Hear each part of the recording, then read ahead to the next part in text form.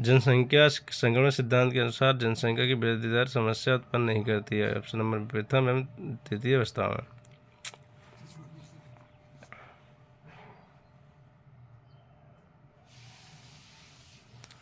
जनसंख्या संक्रमण सिद्धांत के अनुसार जनसंख्या की वृद्धि दर प्रथम व तृतीय अवस्थाओं में समस्या उत्पन्न नहीं करती। इस सिद्धांत के अनुसार प्रथम अवस्था में उच्च जन्म दर के साथ उतनी ही उच्च मृत्यु दर भी होती है, जिसके कारण जनसंख्या की वृद्धि दर कम होती है, तथा तृतीय अवस्था में जन्म दर में तेजी से कमी होकर पहले से नीची मृत्यु दर के लगभग समान होती है, जिसके कारण जनसंख्या की वृद्धि दर में गिरावट आती है। जबकि द्वितीय अवस्था में उच्च जन्म दर तथा मृत्यु दर में तीव्र कमी होने के कारण इस अवस्था में जनसंख्या में तीव्र दर से वृद्धि होती है। ये अवस्था जनसंख्या विस्फोट की अवस्था होती है। अन्य महत्वपूर्ण तथ्य। जनसंख्या संक्रमण के सिद्धांत का प्रतिपादन वर्ष 1929 में W.M. थॉमस ने किया, परंतु इसका वैज्ञानिक स्वरूप देने का श्रेय फ्रैंक नोटेस्टीन 1945 को है, जिन्हें जनांकीकी का जनक कहा जाता है। कोल तथा हूवर ने जनसंख्या संक्रमण सिद्धांत के 3 चरण की बात करते हैं। टोडेरो भी जनसंख्या संक्रमण सिद्धांत के 3 चरणों की बात करते हैं। C.P. ब्लेकर जनसंख्या संक्रमण सिद्धांत के 5 चरणों की बात करते हैं। अधिकांशतः C.P. ब्लेकर के ही दृष्टिकोण को स्वीकार किया जाता है।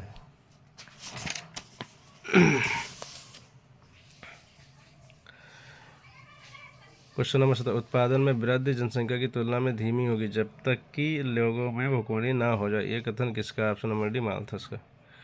उत्पादन में वृद्धि जनसंख्या की तुलना में धीमी होगी जब तक कि लोगों में भुखमरी ना हो जाए। ये कथन माल्थस का है। माल्थस के अनुसार जनसंख्या में वृद्धि ज्यामितीय माला 2, 4, 8, 16, 2, 4, 8, 16, 32 में होती है, जबकि खाद्यान्न में वृद्धि अंकगणितीय माला 1, 2, 3, 4 में होती है, जिसके कारण आती जनसंख्या की स्थिति होगी, और यदि उसको प्रतिबंधित नहीं किया गया तो कुछ नैसर्गिक प्रतिबंध जैसे अकाल, भूखमरी, महामारी उत्पन्न होगी और जनसंख्या कम हो जाएगी। निम्नलिखित में से कौन सा निर्धनता के दुष्चक्र का अवयव नहीं है? ऑप्शन नंबर डी, ब्याज दर। ब्याज दर निर्धनता के दुष्चक्र का अवयव नहीं होता है, जबकि पूंजी निर्माण, निवेश तथा उत्पादकता निर्धनता के दुष्चक्र का अवयव होता है। निर्धनता के दुष्चक्र की व्याख्या को प्रोफेसर नक्स ने पूर्व तथा मांग दोनों पक्षों पर की, जो कि निम्न प्रकार से है।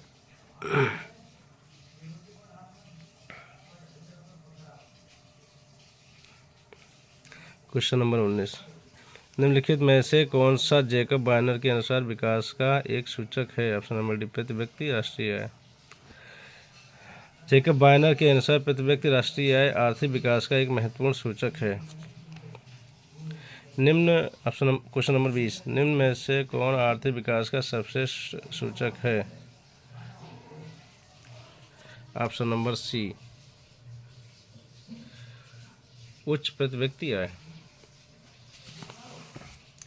यदि किसी देश के आर्थिक विकास की बात की जाए तो प्रति व्यक्ति आकलन उस देश के वास्तविक आर्थिक विकास की सही तस्वीर प्रस्तुत करता है, क्योंकि यह जनसंख्या के सापेक्ष होता है। स्पष्ट है कि उच्च प्रति व्यक्ति आय देश के आर्थिक विकास का सर्वश्रेष्ठ सूचक है। Question number 1। निम्नलिखित में से कौन भारत की वर्तमान अर्थव्यवस्था की विशेषता नहीं है? ऑप्शन नंबर डी, आय एवं संपत्ति के वितरण की समानता। आय एवं संपत्ति के वितरण की समानता भारत की वर्तमान अर्थव्यवस्था की विशेषता नहीं है। Question number 22। निम्नलिखित में से कौन अल्पविकसित देशों की आर्थिक विशेषता है? ऑप्शन नंबर डी, पूंजी की न्यूनता। पूंजी की न्यूनता ऊंचा पूंजी उत्पाद अनुपात, अकुशल मानव संसाधन, जनसंख्या का बृहद आकार और तीव्र वृद्धि, न्यून कृषि विक्रय अधिशेष, प्रतिकूल विदेशी व्यापार की शर्तें, प्रतिकूल भुगतान संतुलन आदि अल्पविकसित देशों की आर्थिक विशेषता है। Question number 13। भारत एक धनी देश है जहाँ निर्धन निवास करते हैं, क्योंकि ऑप्शन नंबर सी, यहाँ प्राकृतिक साधनों की प्रचुर मात्रा है किंतु उनका समुचित उपयोग नहीं किया गया।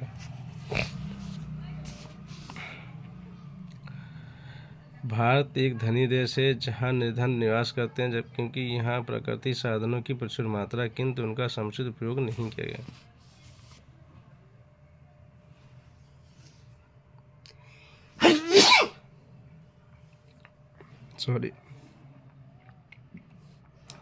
क्वेश्चन नंबर 24, निम्नलिखित में से कौन विकासशील अर्थव्यवस्था का एक घटक नहीं है?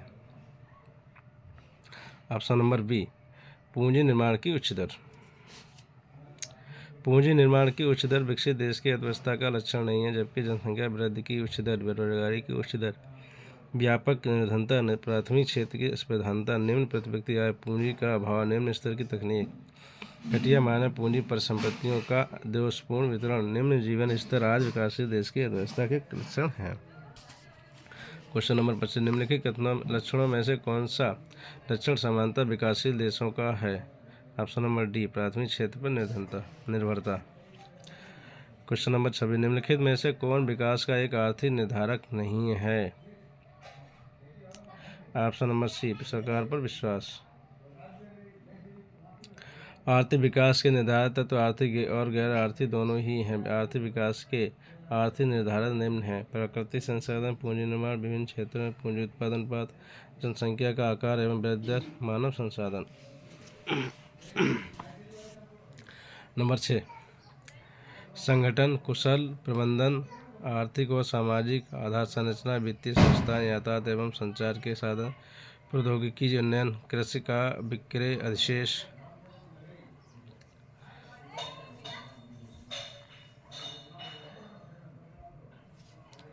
भुगतान शेष की स्थिति तथा विदेशी व्यापार की शर्तें, संरचनात्मक परिवर्तन, गैर आर्थिक निर्धारक, राजनीतिक स्वतंत्रता, अन्यायपूर्ण सामाजिक संगठन, सामाजिक, धार्मिक, सांस्कृतिक मूल्य, व्यक्ति एवं संस्थाएं, भ्रष्टाचार से मुक्त, सरकार पर विश्वास, विकास के लिए आकांक्षा, राजनीतिक एवं प्रशासनिक परिवर्तन। क्वेश्चन नंबर 27, निम्न में से कौन सा आर्थिक विकास में अवरोधक है? ऑप्शन नंबर डी, उपरोक्त सभी। पूंजी निर्माण की निम्न दर, गरीबी का दुष्चक्र, सामाजिक एवं सांस्कृतिक अवरोधक।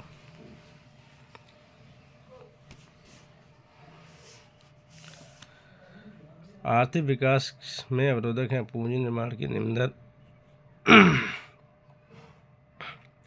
गरीबी का दुष्चक्र तथा सामाजिक एवं सांस्कृतिक अवरोधक। प्रोफेसर नरसे के अनुसार निर्धनता के दुष्चक्र के विभिन्न कारकों में से सबसे प्रमुख कारक पूंजी का अभाव है, क्योंकि पूंजी के अभाव से निवेश कम होता है, जिससे उत्पादन, रोजगार एवं आयातियों पर नकारात्मक प्रभाव पड़ता है। क्वेश्चन नंबर 28, निम्नलिखित में से कौन सा एक आर्थिक विकास में बाधक नहीं है? ऑप्शन नंबर सी, व्यापार की अनुकूल शर्तें। व्यापार की अनुकूल शर्तें आर्थिक विकास में बाधक नहीं, जबकि शेष तीनों विकल्प आर्थिक विकास में बाधा उत्पन्न करते हैं। क्वेश्चन नंबर 29, जनसंख्या वृद्धि इसके रास्ते में आती है? ऑप्शन नंबर बी, आर्थिक विकास।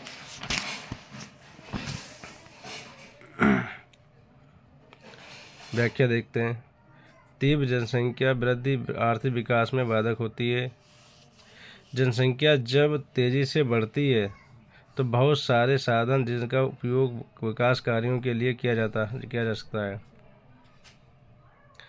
उपभोग की वस्तुओं के उत्पादन में लगाने पड़ते हैं। खाद्य पदार्थों, आवास, वस्त्रों आदि की मांग जनसंख्या बढ़ाने के साथ साथ बढ़ती है, जिसे पूरा करने के लिए इनका उत्पादन भी बढ़ाना होता है। इस प्रकार जब एक विकासशील देश अनिवार्य आवश्यकता की वस्तुओं का उत्पादन बढ़ाने में उलझ जाता है तो विकास में बाधा आती है। यदि राष्ट्रीय आय में वृद्धि दर की तुलना में जनसंख्या में वृद्धि का दर अधिक है तो प्रति व्यक्ति आय में वृद्धि नहीं होगी। ऐसी स्थिति में आय तथा उपभोग के बीच अंतर निरंतर कम होता जाएगा, जिससे बचत कम होगी। परिणामस्वरूप विनियोग में भी कमी होती जाती है। इस प्रकार जनसंख्या की तीव्र वृद्धि दर पूंजी निर्माण की दर में कमी लाती है, जिसका आर्थिक विकास की दर पर प्रतिकूल प्रभाव पड़ता है। क्वेश्चन नंबर 30, निम्नलिखित में से कौन आर्थिक विकास का बेहतर सूचक है? ऑप्शन नंबर बी, प्रति व्यक्ति राष्ट्रीय आय में वृद्धि। आर्थिक साहित्य में आर्थिक समृद्धि एवं आर्थिक विकास में अंतर किया जाता है। जहां आर्थिक समृद्धि परिमाणात्मक परिवर्तन से संबंधित है, वहीं आर्थिक विकास परिमाणात्मक तथा गुणात्मक दोनों प्रकार के परिवर्तनों से संबंधित है। सामान्यतः यदि सकल राष्ट्रीय उत्पाद, सकल घरेलू उत्पाद तथा प्रति व्यक्ति आय में वृद्धि आर्थिक समृद्धि की सूचक होती है। आर्थिक विकास की संकल्पना आर्थिक समृद्धि की धारणा से अधिक व्यापक है। आर्थिक समृद्धि उत्पादन की वृद्धि से संबंधित है, जबकि आर्थिक विकास सामाजिक, सांस्कृतिक, आर्थिक सभी परिवर्तनों से संबंधित अतः यह जहाँ आर्थिक विकास का बेहतर सूचक या मापक प्रति व्यक्ति आय में वृद्धि है, वहीं आर्थिक विकास का बेहतर सूचक प्रति व्यक्ति वास्तविक आय या प्रति व्यक्ति राष्ट्रीय आय में वृद्धि को माना जाता है। निम्नलिखित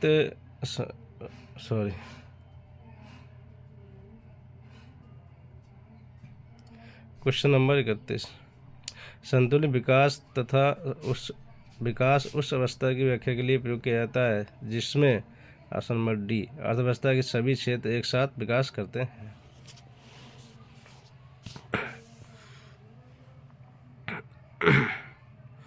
आर्थिक समृद्धि हेतु विकासशील देशों में अपनाई जाने वाली रणनीति के संदर्भ में मुख्यतः दो अवधारणाएं प्रचलित हैं, संतुलित विकास का सिद्धांत तथा संतुलित विकास का सिद्धांत।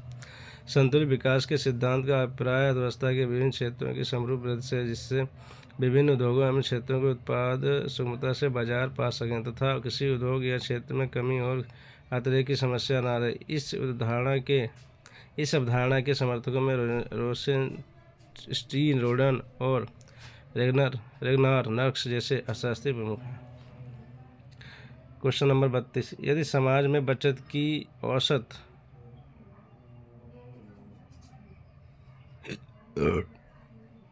10% है, अनुपात 4 तथा जनसंख्या वृद्धि दर 1%, तो अर्थव्यवस्था के लिए साधारणतः समृद्धि दर क्या है?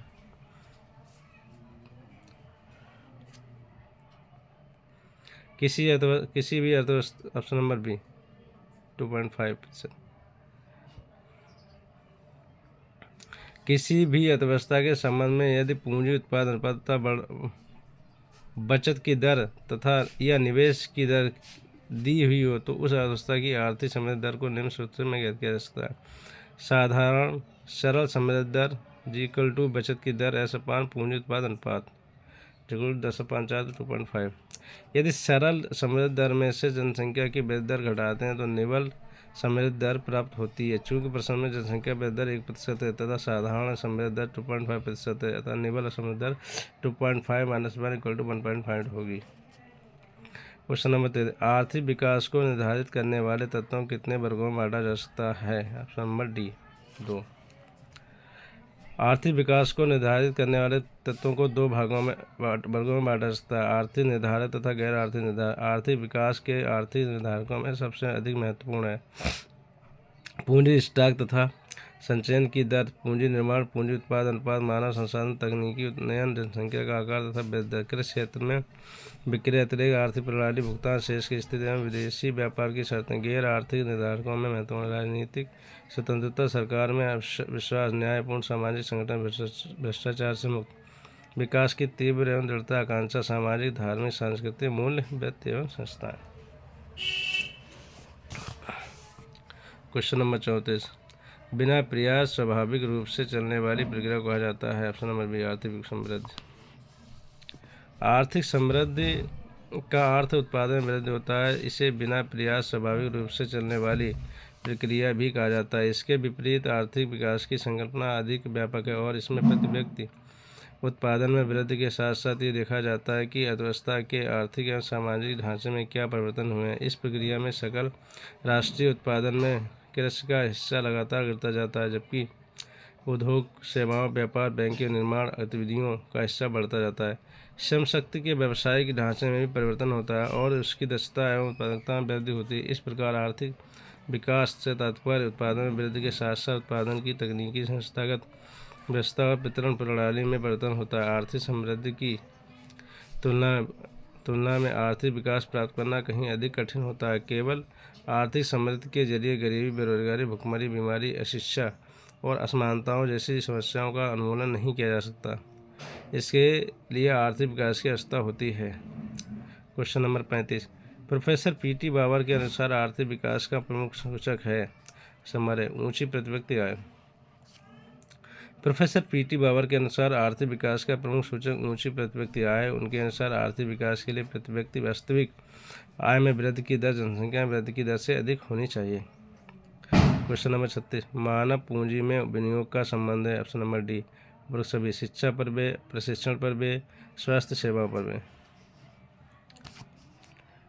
अर्थव्यवस्था में पूंजी स्टॉक की वृद्धि पर्याप्त सीमा तक मानव पूंजी निर्माण पर निर्भर करती है। मानव पूंजी निर्माण का तात्पर्य देश के सब लोगों के ज्ञान, कुशलता एवं क्षमताओं में वृद्धि से होता है। एडम स्मिथ तथा बेबलन आदि अर्थशास्त्री भी उत्पादन में मानव पूंजी के महत्व पर बल देते थे।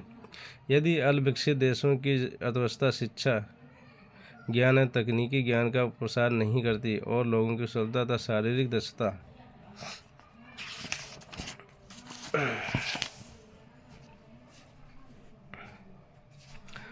क्वेश्चन नंबर 39, निम्न में से किसके बढ़ने से आर्थिक वृद्धि होती है? ऑप्शन नंबर ए, पूंजी उत्पादन अनुपात। व्याख्या देखते हैं। उत्पादन की प्रति व्यक्ति पर लगने वाली पूंजी की मात्रा को पूंजी उत्पाद अनुपात कहते हैं। आमतौर पर पूंजी उत्पाद का कम होना अच्छा लक्षण माना जाता है, लेकिन पूंजी उत्पाद अनुपात का बढ़ना हमेशा खराब नहीं माना जा सकता, क्योंकि ऐसे उद्योग जैसे विद्युत, स्टील अवसंरचना में पूंजी उत्पाद अनुपात बहुत ऊंचा होता है, पर उनमें परिवर्तन में उत्पादन भले ही कम हो, पर निश्चित रूप से ये विनियोग की भावी उत्पादन क्षमता में वृद्धि लाएंगे। इसके अलावा पूंजी श्रम अनुपात, बचत प्रवृत्ति एवं उपभोग प्रवृत्ति के बढ़ने से आय कम हो जाती है, जिससे आर्थिक वृद्धि प्रभावित होती है। क्वेश्चन नंबर 40, संतापकारी समृद्धि की संकल्पना के प्रतिपादक हैं? Option number A, Jagdish Bhagwati. संतापकारी समृद्धि या दरिद्रता का विकास की संकल्पना जगदीश भगवती ने प्रस्तुत की थी। संतापकारी वृद्धि का सिद्धांत वृद्धिशील देश की व्यापार शर्तों के ह्रास से संबंध रखता है। जगदीश भगवती के अनुसार आर्थिक विस्तार से उत्पादन बढ़ता है, पर हो सकता है उससे व्यापार शर्तें इतनी अधिक बिगड़ जाएं कि विस्तार से लाभदायक प्रभाव को समाप्त कर दें और वृद्धिशील देश की वास्तविक आय घटा दें। क्वेश्चन नंबर 41, दरिद्रता का विकास की अवधारणा संबंधित है? ऑप्शन नंबर जगदीश भगवती से। रोजेंस्टीन रोडान ने अपने विराम के सिद्धांत में 3 प्रकार की अविभाज्यताओं और विशेषताओं का वर्णन किया है। उत्पादन फलन की अविभाज्यता, मांग की अविभाज्यता, वस्तुओं की प्रतिपूर्ति की अविभाज्यता। उपरोक्त सभी ऑप्शन नंबर डी सही है। प्रोफेसर पॉल एन रोजेंस्टीन रोडान ने अल्पविकसित अवस्था में विकास की बाधाओं को पार कर प्रगति पथ पर चलाने के लिए बड़ा धक्का प्रोग्राम आवश्यक माना और इसके लिए उन्होंने 3 प्रकार की अविभाज्यताओं, नंबर 1 उत्पादन फलन में अविभाज्यता, नंबर 2 मांग की अविभाज्यता, नंबर 3 वस्तुओं की पूर्ति में अविभाज्यता का जिक्र किया है। 43, पूंजी की कमी अल्पविकसित देशों में उत्पादकता स्तर के नीचे होने का कारण एवं परिणाम दोनों है। पूंजी की कमी अल्पविकसित देशों में उत्पादकता स्तर के नीचे होने का कारण है, परिणाम दोनों है तथा कम पूंजी, कम निवेश, कम आय, कम मांग, कम उत्पादन, कम पूंजी का एक चक्र निर्मित हो जाता है। क्राउडिंग आउट प्रभाव क्या? क्राउडिंग आउट प्रभाव है ऑप्शन नंबर डी, सरकारी व्यय में वृद्धि के प्रभाव से निजी व्यय में कमी होना। सार्वजनिक व्यय में वृद्धि के कारण पूंजी बाजार में संसाधनों की कमी के कारण ब्याज दर में वृद्धि का होना, फलस्वरूप निजी क्षेत्र के विनियोग में होने वाली कमी को क्राउडिंग आउट कहा जाता है। अतः राजकोषीय घाटा में वृद्धि क्राउड आउट प्रभाव पैदा करेगा। अन्य महत्वपूर्ण, यदि राजकोषीय घाटा में कमी हो अर्थात सरकारी व्यय कम हो तो पूंजी बाजार में संसाधनों की उपलब्धता अधिक होगी, ब्याज दर नीची रहेगी, फलस्वरूप निजी क्षेत्र के विनियोग में वृद्धि होगी, जिसे क्राउड इन कहते हैं। क्राउड आउट तथा क्राउड इन एक दूसरे की विपरीत स्थितियां हैं। हार्समैन ने क्राउड आउट पर ज़्यादा बल दिया। क्वेश्चन नंबर 45,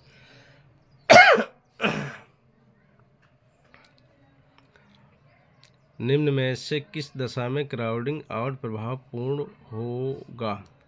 ऑप्शन नंबर, जब एलएम फलन पूर्णतः बलोचदार होता है। ऑप्शन नंबर ए, क्राउडिंग आउट का अर्थ है कि विस्तारित राजकोषीय नीति के द्वारा लाई गई ब्याज दर में वृद्धि के कारण निवेश में कमी अर्थात सरकारी खर्च में बढ़ोतरी। क्राउडिंग आउट प्रभाव का होना ना होना एलम वक्र के ढाल पर निर्भर करता है। यदि एलम वक्र वर्टिकल लंब रूप ऊर्ध्वाधर है तो पूर्ण क्राउडिंग आउट संभव होगा। क्वेश्चन नंबर 46, सामाजिक ऊपरी पूंजी का विचार दिया है। ऑप्शन नंबर ए हर्समैन ने। सामाजिक ऊपरी पूंजी का विचार हर्समैन ने दिया। इसके अंतर्गत जिन आर्थिक सुविधाओं के विकास को सम्मिलित किया जाता है उनमें यातायात, संचार, शिक्षा एवं शिक्षा, सूचना प्रणाली, बैंक व बीमा संस्थाएं, ऊर्जा, सिंचाई, आवास, गृह तथा नागरिक सुविधाएं प्रमुख हैं। एक देश गरीब है क्योंकि वह गरीब है कथन है। ऑप्शन नंबर नक्स का। कम वास्तविक आय, कम बचत है, कम विनियोग है, कम उत्पादन, गरीबी का दुष्चक्र। एक देश गरीब है क्योंकि वह गरीब है। एक कथा रेगनर नक्स ने से संबंधित है। नक्स के अनुसार एक निर्धन व्यक्ति को पर्याप्त खाद्य नहीं मिल पाता। कम खाद्य मिलने के कारण वह निर्बल हो जाता है। निर्बल हो जाने के कारण उसकी कार्य क्षमता कम हो जाती है, जिसका अर्थ यह है कि वह निर्धन है, अर्थात उसकी आय कम है, जिसका फिर अर्थ यह है कि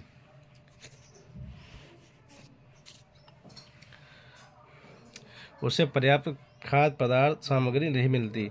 इस प्रकार यह क्रम आगे भी चलता रहता है। अतः हम कह सकते हैं कि व्यक्ति इसलिए निर्धन है क्योंकि वह निर्धन है। नक्स के अनुसार जो बात एक व्यक्ति पर लागू होती है वह संपूर्ण अर्थव्यवस्था पर लागू होती है। इसलिए कहा जाता है क्योंकि एक देश इसलिए निर्धन है कि वह निर्धन है। क्वेश्चन नंबर 48, एक देश गरीब है क्योंकि वह गरीब है कथन रेगनर नक्स का। क्वेश्चन नंबर 49, सर्वप्रथम जनसंख्या सिद्धांत किस अर्थशास्त्री ने दिया। ऑप्शन नंबर सी माल्थस ने। व्याख्या देखते हैं। टी.आर. माल्थस ने अपनी पुस्तक an essay on the principles of population 1798 में जनसंख्या सिद्धांत का प्रतिपादन किया। उनके अनुसार जनसंख्या में वृद्धि ज्यामितीय माला 2, 4, 8, 16, 32 में होती है, जबकि खाद्यान्न में वृद्धि अंकगणितीय माला 1, 2, 3, 4, 5 में होती है। फलस्वरूप अति जनसंख्या की स्थिति होगी, और यदि इसको प्रतिबंधित नहीं किया गया तो कुछ नौसर्गी प्रतिबंध जैसे अकाल, भुखमरी, महामारी उत्पन्न होंगे और जनसंख्या कम हो जाएगी। अन्य महत्वपूर्ण तथ्य। अनुकूलतम जनसंख्या सिद्धांत का प्रतिपादन हेनरी सिजनिक ने किया। एडविन कैनन ने इसके लिए सर्वप्रथम अनुकूलतम शब्द का प्रयोग किया। अनुकूलतम जनसंख्या वह होगी जिस पर प्रति व्यक्ति राष्ट्रीय आय अधिकतम हो। इस सिद्धांत के अनुसार यदि किसी देश में जनसंख्या अनुकूलतम से कम है तो जनाभाव, और यदि अनुकूलतम से अधिक है तो जनाधिक्य की स्थिति होगी। इसे मापने के लिए डाल्टन ने एक सूत्र दिया, m=a-1/O, जहाँ a वास्तविक जनसंख्या, o अनुकूलतम जनसंख्या, m समायोजन अभाव की मात्रा।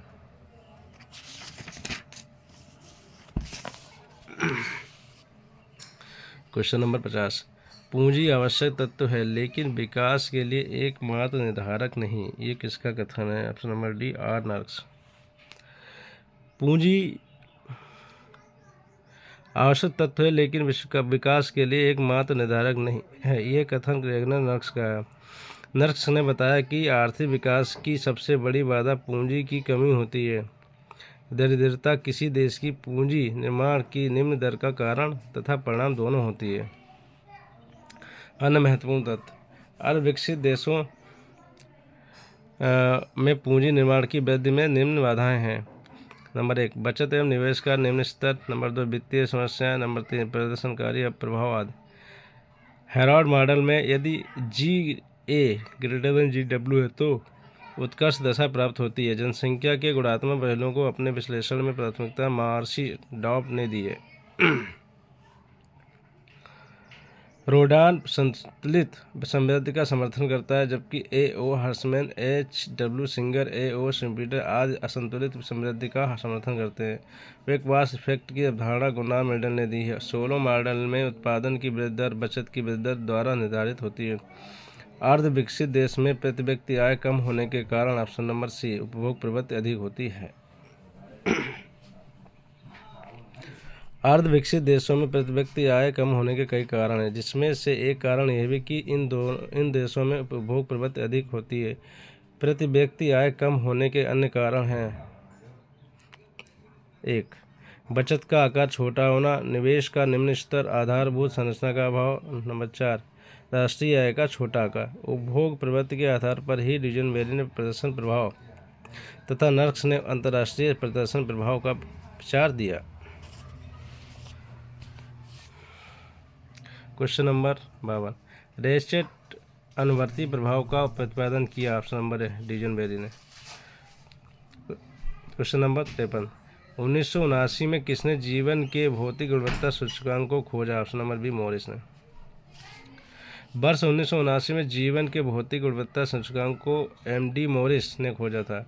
उन्होंने लोगों की मूलभूत ज़रूरतों को पाने के लिए किए गए प्रयासों को मापने हैं 3 घटक संकेतकों को कंबाइंड किया। ये 3 संकेतक हैं: शीर्ष मृत्यु दर, 1 वर्ष की अवस्था पर जीवन प्रत्याशा, बुनियादी साक्षरता दर।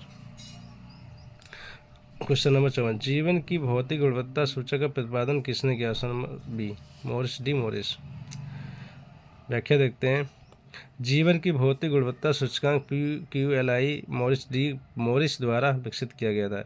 इन्होंने जीवन प्रत्याशा, शिशु मृत्यु दर तथा साक्षरता तीनों को मिलाकर इस सूचकांक का निर्माण किया है। PQLI का अधिकतम मूल्य 100 तथा न्यूनतम मूल्य 1 होगा। 100 की ओर बढ़ना उत्तम तथा 1 की ओर बढ़ना खराब माना जाता है। क्वेश्चन नंबर 55, निम्नलिखित में से कौन मानवीय विकास सूचकांक का तत्व नहीं है। ऑप्शन नंबर डी निर्धनता रेखा से नीचे लोगों की संख्या। मानव विकास सूचकांक का प्रतिपादन वर्ष 1990 में UNDP से जुड़े शास्त्री महबूब उल हक तथा उनके सहयोगी A.K. सेन तथा सिंगर हंस ने किया। SDI सूचकांक 3 चरों पर आधारित है। नंबर 1, स्वास्थ्य जिसे जन्म के समय आयु प्रत्याशा से नापते हैं, क्योंकि अच्छी स्वास्थ्य सुविधाएं आयु प्रत्याशा में वृद्धि लाती हैं। ज्ञान या शिक्षा, रहन सहन का स्तर जिसके माप के रूप में क्रय शक्ति समायोजित व्यक्ति आय को लेते हैं। अन्य महत्वपूर्ण तथ्य, UNDP की स्थापना वर्ष 1965 में हुई थी। मानव विकास रिपोर्ट SDR पहली बार 1990 प्रकाशित हुई। SDI का अधिकतम मूल्य 1 होता है। इसका मूल्य 0-1 के बीच होता है। वर्ष 2010 में बहुआयामी गरीबी को मानवीय विकास सूचकांक के साथ शामिल किया गया है। वर्ष 1995 में लैंगिक सशक्ति माप को मानव विकास रिपोर्ट में शामिल किया गया। SDR 2020 में भारत की SDI रैंक 131वीं है। SDR 2020 की SDI रैंकिंग में 9वें शीर्ष पर है। 56, निम्नलिखित में से कौन सा मानव विकास सूचकांक SDI का घटक नहीं है। ऑप्शन नंबर सी शिशु मृत्यु दर। 57, मानव विगत व्याख्या SDR में किस वर्ष से लैंगिक सशक्ति माप GM को आरंभ किया गया है। Option number D 1995। SDR 2010 के अनुसार SDI इनमें से किन 3 आयामों के सूचकांकों का ज्यामितीय औसत है। Option number B iLife, IGNI, EDU। Question number 59, मानव विकास रिपोर्ट का प्रकाशन सर्वप्रथम किया गया था 1990 में। Option number C. Question number 60, किस वर्ष से UNDP लगातार मानव विकास रिपोर्ट प्रकाशित कर रहा है। ऑप्शन नंबर बी 1990 से। 61, निम्न में से कौन मानव विकास सूचकांक का तत्व नहीं है। ऑप्शन नंबर डी निजी वाहनों की संख्या। व्याख्या देखते हैं। मानव विकास सूचकांक SDI का प्रतिपादन वर्ष 1990 में यूनाइटेड नेशंस डेवलपमेंट प्रोग्राम से जुड़े हुए शास्त्री महबूब उल हक तथा उनके अन्य सहयोगी शास्त्री प्रमुखता A.K. सेन तथा सिंगर हंस ने किया। ये सूचकांक प्रतिवर्ष UNDP द्वारा वर्ष 1990 से जारी की जा रही है। ये सूचकांक 3 चरों पर आधारित है: जीवन प्रत्याशा, शिक्षा, रहन सहन का स्तर जिसके माप के रूप में हम क्रय शक्ति समायोजित प्रति व्यक्ति सकल घरेलू उत्पाद को लेते हैं। अन्य महत्वपूर्ण तथ्य, SDI का अधिकतम मान 1 के बराबर तथा न्यूनतम मान 0 के बराबर होता है। इसका मान 0-1 के बीच होता है। क्वेश्चन नंबर 62, मानव विकास सूचकांक किसने बनाया। मानव विकास सूचकांक महबूब उल हक ने। Option number B.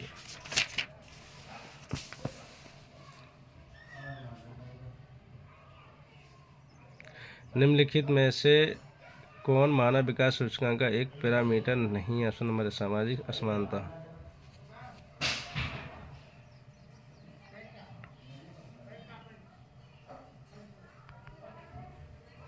मानव विकास सूचकांक HDI का विकास वर्ष 1990 में संयुक्त राष्ट्र विकास कार्यक्रम UNDP से जुड़े हुए शास्त्री महबूब उल हक तथा उनके सहयोगी शास्त्री एम सेन और सिंगर हंस ने किया। ये सूचकांक 3 चरों पर आधारित है। का स्वास्थ्य, जिसे जन्म के समय आयु प्रत्याशा से नापते हैं। खा ज्ञान या शिक्षा, रहन सहन का स्तर, जिसके माप के रूप में क्रय शक्ति समायोजित प्रति व्यक्ति सकल घरेलू उत्पाद को लेते हैं। HDI का अधिकतम मूल्य 1 तथा न्यूनतम मूल्य 0 के बराबर होता है। मानव विकास रिपोर्ट 2018 में भारत की समग्र वैश्विक रैंकिंग 130 जबकि वर्ष 2019 में 129वीं थी। HDR 2020 में भारत रैंकिंग 131वीं है। HDR 2020 के बाद से HDR 2021 का प्रकाशन नहीं किया गया। Question number 64। UNDP मानव विकास रिपोर्ट 2018 के अनुसार विश्व में भारत का स्थान है। Option number 130। Question number 65।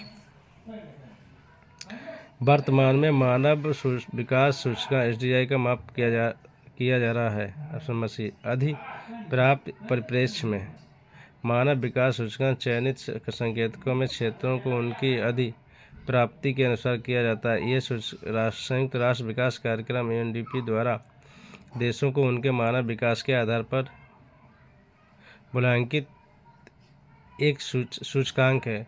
सर्वप्रथम इसे वर्ष 1990 में पाकिस्तान के प्रोफेसर महबूब उल हक द्वारा पेश किया गया था। इसके अंतर्गत 3 संकेतक शामिल हैं: जीवन प्रत्याशा सूचकांक, आय सूचकांक तथा शिक्षा सूचकांक। अगर पसंद आए तो लाइक एंड सब्सक्राइब करें। धन्यवाद।